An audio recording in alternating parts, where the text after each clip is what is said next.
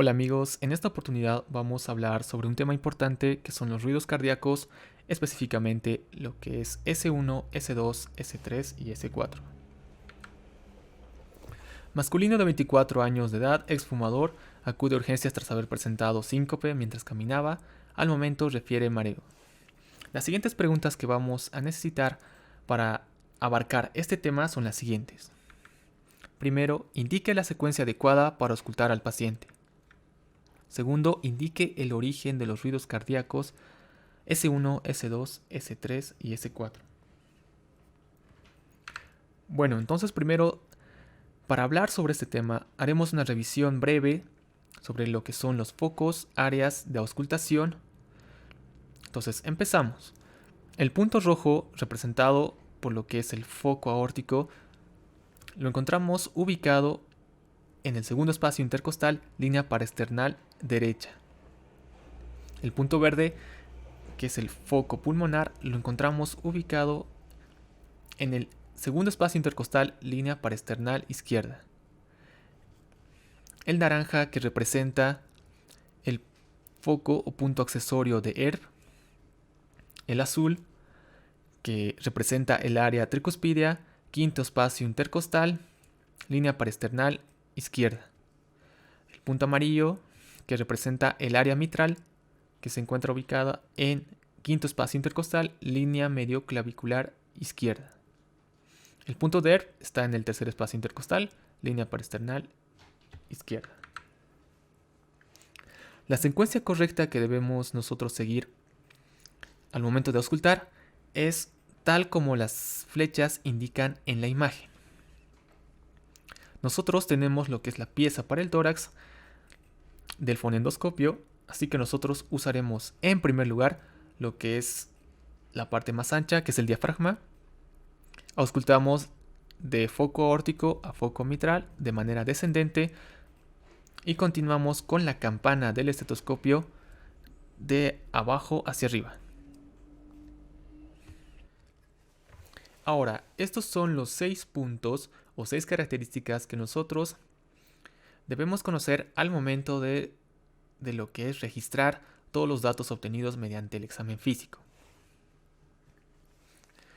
que son localización, intensidad, duración, tono, cualidad y ritmo. Podemos utilizar el siguiente mnemotécnico para acordarnos de estos 6 puntos.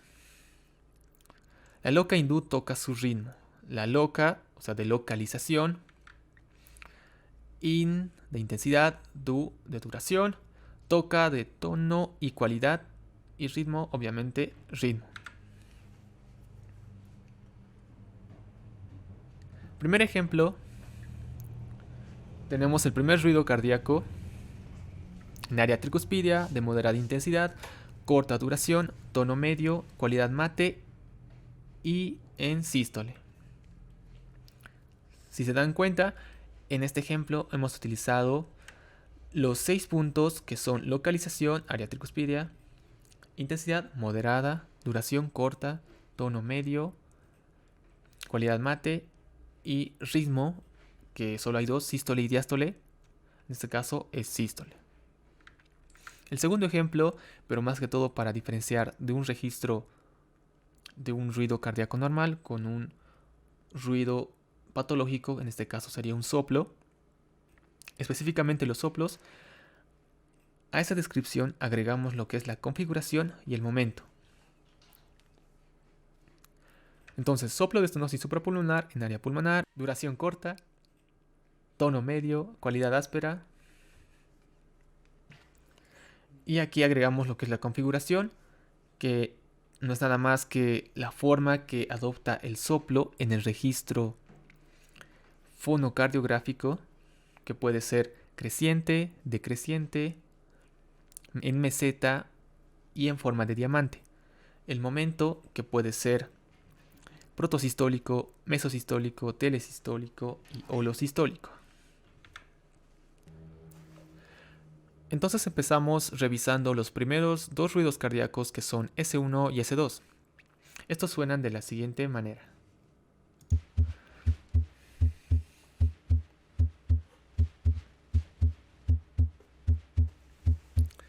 S1 lo vamos a ubicar en el electrocardiograma al final del complejo QRS. S2 lo vamos a ver al final de la onda T. Entonces empezamos con el primer ruido cardíaco y podemos decir que este ruido es producido por el cierre de las válvulas auriculoventriculares mitral y tricuspidea, que va a estar dividido en dos variables, M1 y T1. Este ruido lo vamos a escuchar mucho mejor si auscultamos sobre el área mitral. Dentro del ciclo cardíaco, este ruido lo vamos a encontrar ubicado en el periodo de contracción ventricular isovolumétrica. Y normalmente este ruido podemos llegar a escuchar un desdoblamiento si nosotros auscultamos en el área mitral hacia el área tricuspidea. De manera patológica, este ruido se puede llegar a escuchar un desdoblamiento de mayor duración en el caso de un bloqueo auriculoventricular de primer grado. Y este ruido se escucha de la siguiente forma.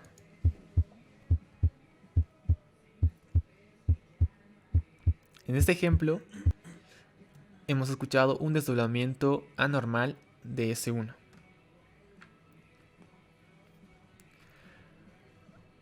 El segundo ruido cardíaco, también provocado por el cierre de las válvulas, en este caso semilunares, va a estar dividido en dos variables, A2 y P2.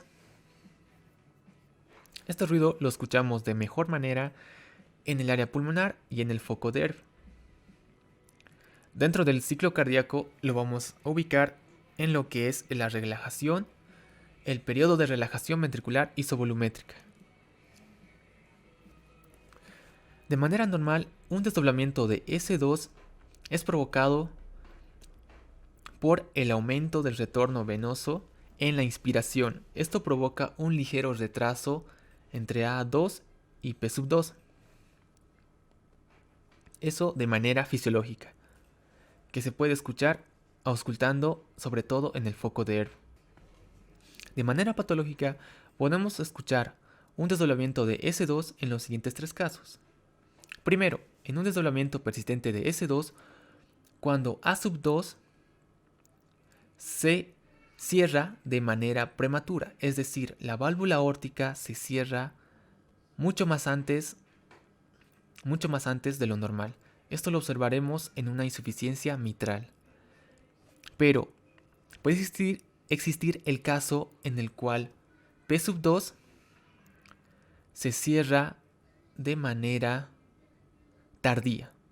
Es decir, la válvula pulmonar se va a cerrar mucho después de lo normal. Esto lo observaremos sobre todo en una hipertensión pulmonar crónica. Cuando hablamos de un desdoblamiento amplio y fijo de S2, nos referimos a que este desdoblamiento de S2 persiste en inspiración y en expiración, inclusive cuando se realizan maniobras que disminuyen el retorno venoso, como sentarse. Esto lo observamos, por ejemplo, en un defecto congénito muy famoso que es la comunicación intraauricular o CIA. También lo observaremos en la estenosis pulmonar.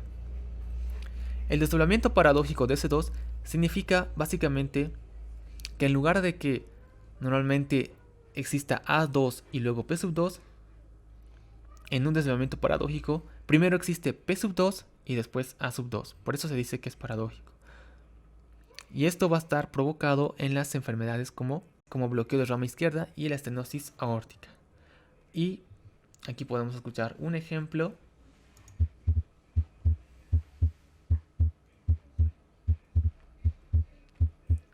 Un ejemplo de desdoblamiento de S2 normal. El tercer ruido cardíaco podemos decir que es un ruido producido por el llenado ventricular diastólico, es decir, sobre todo es provocado por el flujo sanguíneo que choca sobre las paredes ventriculares durante las fases de llenado ventricular. Y este ruido lo vamos a escuchar sobre todo en el área mitral y normalmente se escucha en pacientes menores de 20 años que son atletas Y obviamente dentro del ciclo cardíaco lo escuchamos en el periodo de llenado ventricular rápido. Pero de manera normal, patológicamente, tenemos dos tipos, que es el galope ventricular y el choque pericárdico. El galope ventricular básicamente consiste en que nosotros podemos llegar a escuchar S1, S2 y S3, pero el paciente no es menor de 20 años, no es atleta, está causado por una patología subyacente. Y después tenemos el choque pericárdico, que básicamente lo observamos en una pericarditis constrictiva y de características similares a un galope ventricular. Sin embargo, el S3 y S2 tienen un periodo más corto de activación. O sea, es menor a 0,12 segundos, más o menos. Y aquí podemos escuchar un ejemplo.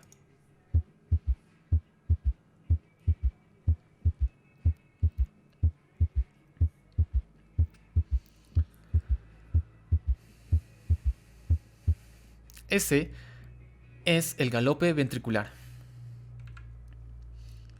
Y el cuarto ruido cardíaco es un ruido principalmente producto del llenado ventricular diastólico final, que lo podemos ver en la fase diastólica de la sístole auricular, fase del ciclo cardíaco.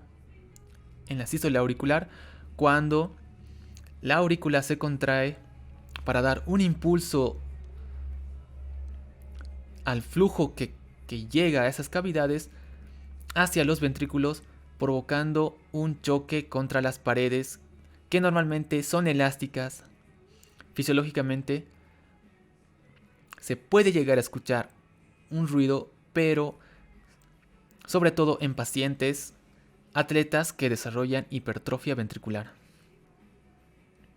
De manera anormal patológica tenemos dos tipos. Primero, el galope de sumación, en el cual básicamente hablamos de que tenemos los cuatro tipos de ruidos: S1, S2, S3 y S4. Pero S4 se activa más antes de lo normal. ¿En qué casos? En un bloqueo auriculoventricular de primer grado, cuando, si recordamos que la primera parte del ciclo cardíaco, que es la sístole auricular, está representada por la onda P del electrocardiograma. En un bloqueo auriculoventricular de primer grado, la onda P se retrasa más de 0,20 segundos, por lo cual, cuando nosotros auscultamos un galope de sumación, escuchamos a los cuatro ruidos en unísono. Lo mismo sucede con la taquicardia, es casi lo mismo. En el S4 del lado derecho, básicamente hablamos de que hay una alteración en el ventrículo derecho, que hay una hipertrofia producto de una patología subyacente, en este caso la estenosis pulmonar,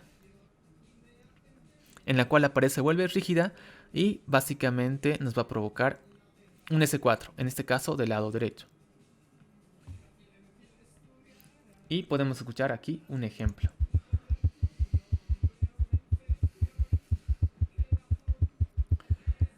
Ese es un galope de sumación. Para terminar, haremos un breve resumen de los cuatro ruidos que acabamos de ver en relación con el ciclo cardíaco. La letra A, que representa la sístole auricular, en la cual vamos a encontrar al cuarto ruido cardíaco, producto de la contracción auricular en un intento de empuje del flujo sanguíneo adicional hacia el ventrículo izquierdo. Y después tenemos la letra B, que simboliza el periodo de contracción ventricular isovolumétrica, en la cual vemos al primer ruido cardíaco, producto del cierre de las válvulas mitrales y tricuspidia. La letra C y D, que es el periodo de eyección rápida, periodo de eyección disminuida. La letra E, periodo de relajación ventricular isovolumétrica, en la cual observamos el cierre de las válvulas semilunares, aórtica y pulmonar, por la disminución de la presión intraventricular, provoca el segundo ruido cardíaco, S2. La letra F, que es el periodo de llenado ventricular rápido, en el cual observamos el tercer ruido cardíaco, producto de el flujo rápido de entrada hacia los ventrículos por el llenado diastólico. Y por último G, que es la fase de llenado ventricular disminuida o diastasis. Bueno amigos, eso es todo hasta aquí en el video. Espero verles en el siguiente, que hablaremos sobre soplos. Gracias.